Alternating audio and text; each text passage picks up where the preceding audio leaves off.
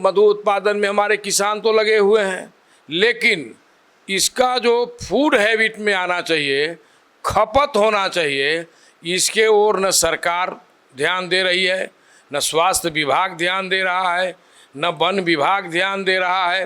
आज तक हम लोगों को रख रखाव का भी सुविधा नहीं है, स्टोरेज भी नहीं है, कोल्ड स्टोर भी नहीं है कि हम लोग वहाँ स्टोर करें।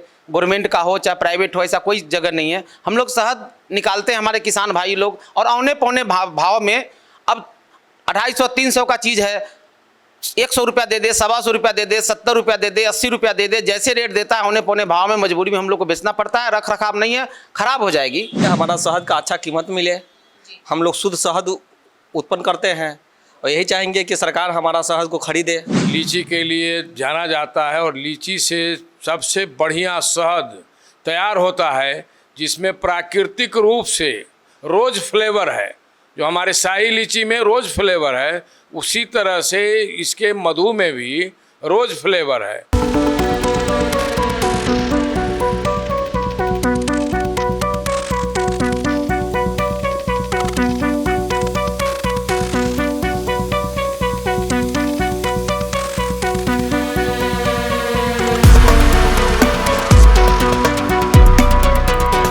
नमस्कार, मैं निशा श्री आप तमाम दर्शकों का स्वागत करती हूं फर्स्ट लुक बिहार में, जहां हम देखते हैं खबरें जो जानना ज़रूरी है। और आज हम आपके सामने एक महत्वपूर्ण बिंदु पर चर्चा करने के लिए उपस्थित हुए हैं, जो कि हमारे शहर की पहचान है और अब वो उससे भी ज़्यादा अपनी पहचान शायद विदेशों में भी बना चुकी है। हमारे शहर की पहचान है लीची, और लीची से बनने वाला शहद वो अभी लोगों के बीच बहुत ज़्यादा पॉपुलर हो रहा है। लोग उसको बहुत पसंद कर रहे हैं, उसकी खुशबू और स्वाद को लेकर विशेष रूप से। तो क्या है हमारे यहाँ लीची से उत्पादित होने वाले शहद की स्थिति, उसमें क्या सुविधाएं हो रही हैं, कैसे उत्पादन हो रहा है और क्या समस्या और क्या चुनौतियाँ हैं, इसी विषय पर जानकारी देने के लिए हमारे साथ स्टूडियो में उपस्थित हैं हमारे किसान राजेश कुमार जी, साथ में हैं दिलीप कुशवाहा जी जो कि बिहार मधुमक्खी पालन के अध्यक्ष हैं, और साथ में हैं बीरेंद्र राय जी की किसान नेता हैं और सुधा डेयरी के संस्थापक अध्यक्ष हैं। आप तीनों का बहुत बहुत स्वागत है हमारे कार्यक्रम में। और सबसे पहले बीरेंद्र राय जी, आपसे ही सवाल पूछना शुरू करते हैं कि हमारे यहाँ मधुमक्खी पालन और उसके बाद उससे शहद उत्पादन का जो कार्यक्रम चल रहा है अभी लीची के फूल के माध्यम से, उसकी क्या स्थिति है? लीची उत्पादन में बहुत सारे किसान हमारे लगे हुए, और मुजफ्फरपुर में लीची का हब है। मुजफ्फरपुर पूरे मातृभूमि में लीची के लिए जाना जाता है, और लीची से सबसे बढ़िया शहद तैयार होता है जिसमें प्राकृतिक रूप से रोज़ फ्लेवर है। जो हमारे शाही लीची में रोज़ फ्लेवर है, उसी तरह से इसके मधु में भी रोज़ फ्लेवर है। आज हम लोग मधु उत्पादन में हमारे किसान तो लगे हुए हैं, लेकिन इसका जो फूड हैबिट में आना चाहिए, खपत होना चाहिए, इसके ओर न सरकार ध्यान दे रही है, न स्वास्थ्य विभाग ध्यान दे रहा है, न वन विभाग ध्यान दे रहा है। इस परिस्थिति में मधु का जो उद्योग है, मधु का जो कारोबार है, ये धीरे धीरे दबता जा रहा है और ये ख़त्म होने के कगार पर है। सरकार के उदासीनता के चलते पूर्व में हम लोग जब बच्चा थे तो हमारी माताएं और दादी लोग चूसनी दिया करती थी मुंह में। जब बच्चा रोता था तो चूसनी मुंह में डाल देता था। चूसनी में क्या होता था? शहद होता था, और उस शहद से बच्चे का दांत निकलना, स्किन मजबूत होना, ब्रेन डेवलप होना, ये सारा उस मधु से होता था। लेकिन आज ये फूड हैबिट में सिर्फ पंचामृत में हम लोग खाते हैं, हम लोग सिर्फ चंदन लगाते हैं, उससे नहीं होगा। इसको विस्तार से कुपोषण से दूर करने के लिए सबसे बढ़िया पदार्थ है। सुधा डेयरी के माध्यम से हमने खरीदा था, बल्क में हमने खरीदा, लेकिन जब मार्केट में हम लोगों ने उतारा तो निश्चित रूप से बहुत बड़ी सफलता हमको नहीं मिली, और हम निराश होके स्थिर हो गए हैं। आने वाले दिन का हम लोग इंतज़ार करते हैं कि फूड हैबिट में कब आएगा। जी। तो ये इंतज़ार है कि फूड हैबिट में कब आएगा, लेकिन फिर भी अभी क्या स्थिति है इसके बारे में हम जानेंगे दिलीप कुशवाहा जी से, जो कि बिहार मधुमक्खी पालन के अध्यक्ष हैं, कि क्या स्थिति है, क्या समस्याएं और क्या चुनौतियां आ रही हैं। नमस्कार आप सभी दर्शकों को और साथ साथ फर्स्ट लुक बिहार के आपको सब लोगों को, दर्शकों को बहुत बहुत धन्यवाद कि आज हम लोगों को सौभाग्य प्राप्त हुआ कि किसानों के इस मंच पर बोलने का मौका मिला है।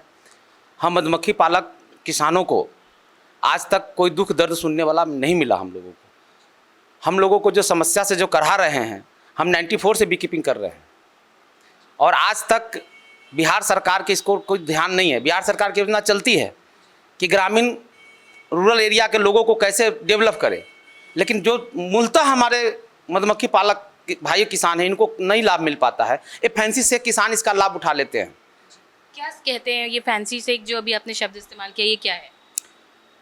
मैडम, हमारे किसान को लाभ नहीं मिलता जो मधुमक्खी के मौ भी नहीं जानते हैं कौन सा रानी है, कौन वर्कर है, कौन ड्रोन है, कौन क्वीन है, क्या कितना लंबा बक्सा है, क्या बक्सा होता है, किस समय में कहाँ माइग्रेट करना है, उनकी कोई जानकारी नहीं है। उनको सर्टिफिकेट बनवा करके ऐसे करके फैंसी से किसान है, आपको भी सर्टिफिकेट बन जाएगा, यहाँ कुछ फार्मूला है, कुछ ऐसा है, ऐसे करके लोग लाभ उठा रहे हैं। योजना बिहार सरकार के 2010 तक चल रही है, लेकिन धरातल पर आप सर्वे कीजिए, देखिए, आपको पता चल जाएगा कितना % है।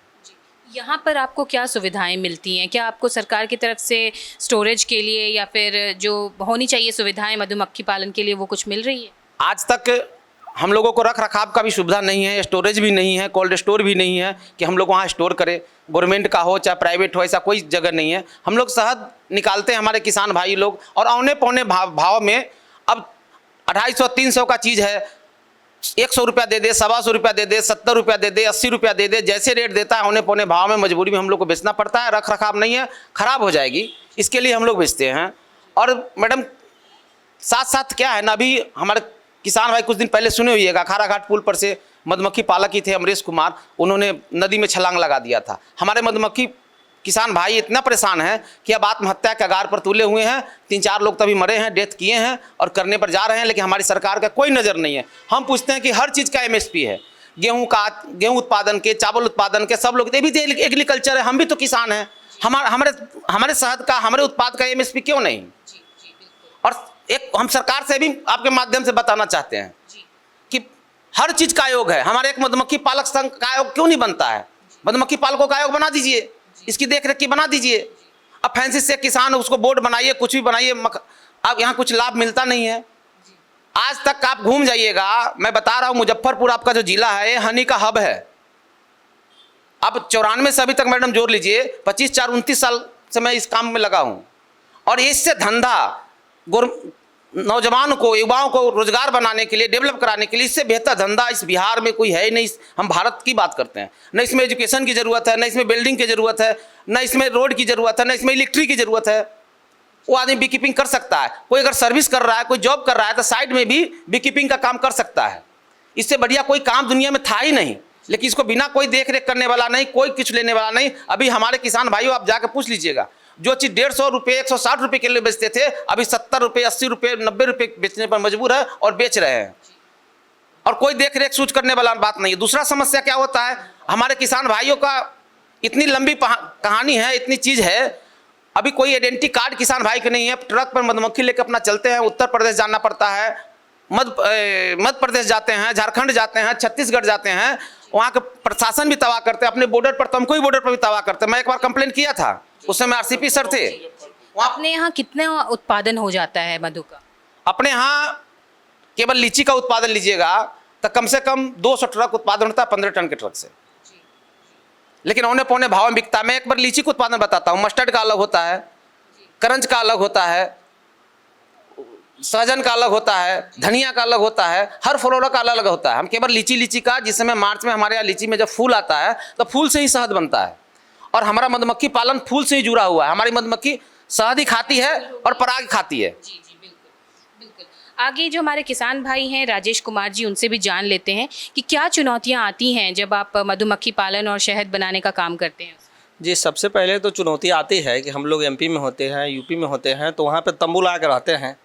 फिर भी कुछ कंपनियां हैं जो जैसे हम लोग एजेंट को शहद देते हैं तो वो जैसे मर्जी हुआ वो रेट लगा देते हैं, उधार ले लेते तो पैसा नहीं देते हैं, पैसा देते हैं तो मान के चलिए वहाँ से आते हैं हम लोग, जब शहद बेच करके मक्खी लेके लीची पे आते हैं तो रास्ते में बॉर्डर पड़ता है तमकोई, बिहार का बॉर्डर, वहाँ पे बगैर पैसा ले हुए आने नहीं देते हैं। ज़रूरत ज़्यादा बोलने पर मारते पीटते भी हैं वो लोग, पैसा लेते हैं। यही सब चुनौतियाँ हैं।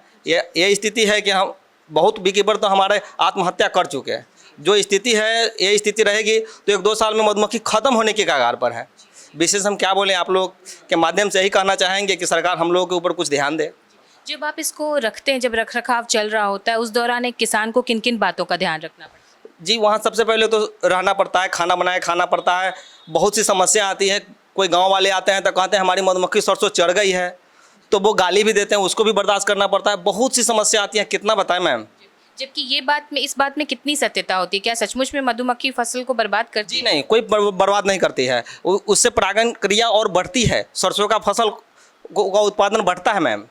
जी, तो ये कुछ बातें हैं जो सही तरीके से जानकारी नहीं होने की वजह से गांव वाले भी इसमें सहयोग नहीं करते और कहीं ना कहीं किसान इससे हानि झेलना पड़ता है। वीरेंद्र राय जी, आपके पास वापस आते हैं।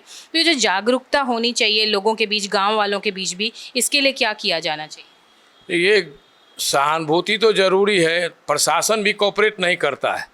मधुमक्खी पालकों से बड़े पैमाने पर ठगता है और ये निर्जन वन में रहते हैं जहां आदमी नहीं पहुंचता है, इनकी कोई सुरक्षा नहीं है। ऊपर से प्रशासन दोहन करता है। जहां तक बात रही इनके फसल खराब होने की, दुनिया में एक एग्जाम्पल है और अमेरिका जैसा देश, अल्बर्ट आइंस्टाइन ने पूर्व में अपना रिसर्च करके बताया कि यदि पृथ्वी पर से मधुमक्खी ख़त्म हो जाए तो मानव भी समाप्त हो जाएंगे साल 6 महीना में। क्योंकि एक दूसरे का पराग सिंचन करने के बाद ही हमारा जो उपज है वो बढ़ता है।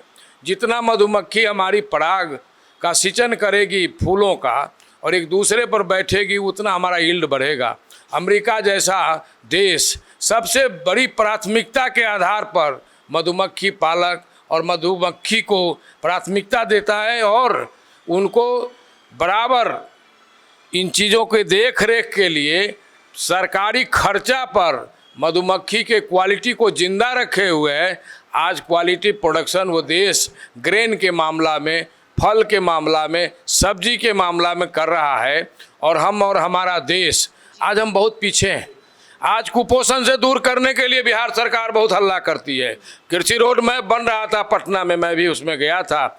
मैं चिल्ला के कहा था मुख्यमंत्री को कि यदि कृषि रोड में बनाते हैं आप तो हमारे डेयरी का जो दूध का चूर्ण है उसको दीजिए। कहाँ? आंगनबाड़ी में, जहाँ छोटे छोटे बच्चे पढ़ते हैं, और उन्होंने लागू किया तो कुपोषण का मामला कुछ दूर हुआ।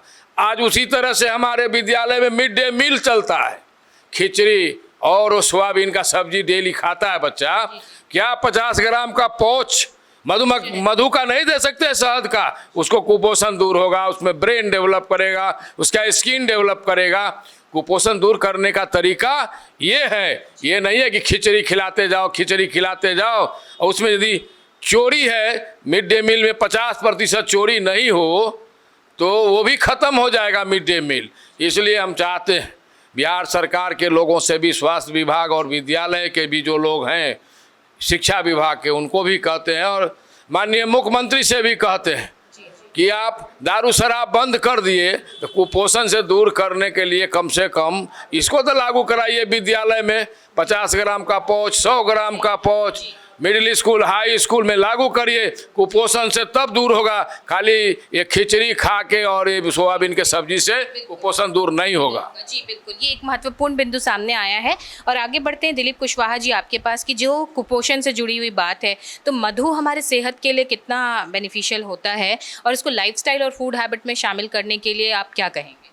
अभी आपको वीरेंद्र बाबू बताए हैं, शहद ऐसा चीज़ है, इसमें आपके शरीर की जितनी खनिज तत्व चाहिए इस शहद के अंदर सब कुछ है।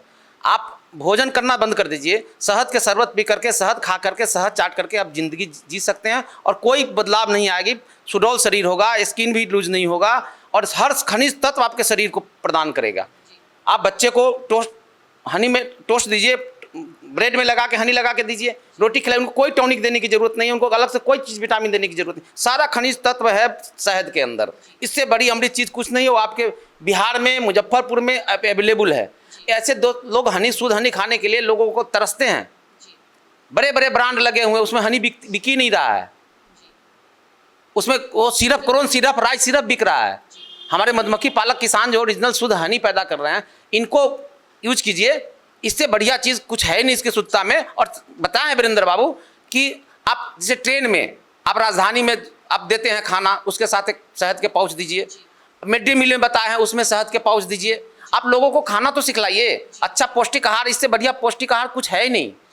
मतलब ये इतना सुंदर और इतना अच्छा फूड आइटम है, लेकिन इसको कहीं ना कहीं इग्नोरेंस की वजह से ध्यान नहीं दिया जा रहा है। तो आप क्या चाहेंगे सरकार से कि वो क्या करे इसमें प्रयास कि इसको इंक्लूड किया जा सके? मुझे सरकार से ही अपील है, आग्रह है कि आपके जनता को, आपके युवाओं को डेवलप करने के लिए इससे बढ़िया रास्ता कोई नहीं है। आप अगर रोजगार देना चाहते हैं बिहार के युवाओं को, तो इससे बढ़िया रास्ता कोई नहीं है। कारण कि न इसमें मैं पहले भी बताया, न एजुकेशन की ज़रूरत है, न बिल्डिंग की ज़रूरत है, न इलेक्ट्रिक की ज़रूरत है, न रोड की ज़रूरत है। और अपने पैमाने पर थोड़ा सहयोग करने की ज़रूरत है, रख रखाव की सुविधा हो जाए। हनी बिहार से ही एक्सपोर्ट हो, US, UK, बिहार से। जैसे हम लोगों से दिल्ली, पंजाब के लोग जो है औने पौने भाव में उठा के ले जाते हैं और काफ़ी फायदा कमाते हैं। अगर गवर्नमेंट इसमें इंटरफेयर करेगी तो वो सही दाम आपको मिले। बिल्कुल बिल्कुल, इसका MSP लागू हो और एक कैसे हनी बिहार से एक्सपोर्ट हो, इस पर चर्चा किया जाए। अब ऐसे बोर्ड बना करके फैंसी से किसानों को जो दे दिया जाते हैं, जो सरकार के नज़दीकी इसका लाभ उठा लेते हैं, हमारे मूलतः किसान को नहीं मिलता है। अब उसमें राय विचार लेना है। हम लोग बिहार मधुमक्खी पालक संघ के अध्यक्ष है, उससे मशवरा लिया जाए। वीरेंद्र बाबू जैसन जो मैच्योर लोग हैं, अनुभवी लोग हैं, इनसे अनुभव लिया जाए। इसमें किसान, जो हमारे किसान भाई हैं राजेश कुमार, उनका क्या कहना है, उनसे भी जानते हैं कि आप क्या चाहेंगे कि क्या बदलाव होने चाहिए। बिल्कुल बदलाव होना चाहिए। हमारा शहद का अच्छा कीमत मिले। हम लोग शुद्ध शहद उत्पन्न करते हैं और यही चाहेंगे कि सरकार हमारा शहद को खरीदे।